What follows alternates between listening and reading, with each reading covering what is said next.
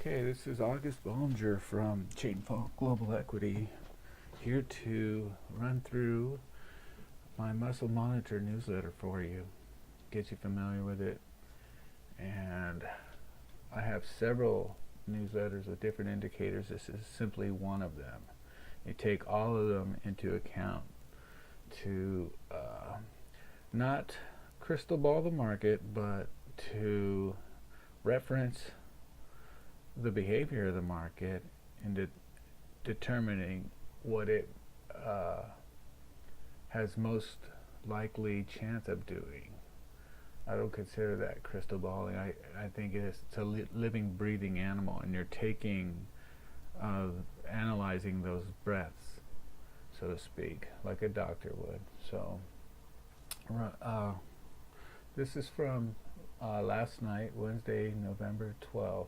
That's last night's newsletter. It's delivered to you the night before the next trading session, around between 4:30 and 6 o'clock, somewhere around there.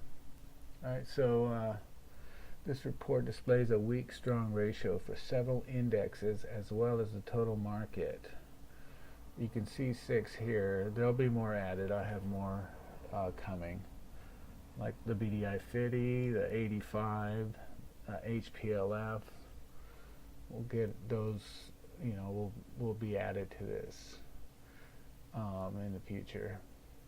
So readings above 1 are bearish, and I'll color those red. Readings below 1 are bullish, and they get colored green. There is a neutral color. It looks like the saturation color.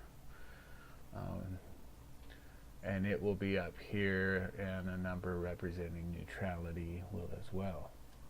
Alright, so underneath these ratios here are the number of stocks that qualify to determine the ratio. I'm not going to explain that criteria. Just know that that many stocks have qualified, resulting in a saturation of that percent of the total index. So basically, we're dealing with a NASDAQ 100. There's 78 stocks here determining this ratio, so we got a 78. That's a high number. If that was down like 30 or 40, then you go, that's not very many. That's not much conviction in the index. So something else is going on where things are ending up at the end of the day not fitting the criteria. And that's reflected the next day many times. This is not a perfect indicator, but it's definitely part of the tool set. And as like a doctor functions, he doesn't just look at you. He takes pulse, blood pressure, looks at your eyes, looks at your mouth and your ears. He goes over you. And so this is just one of those tests.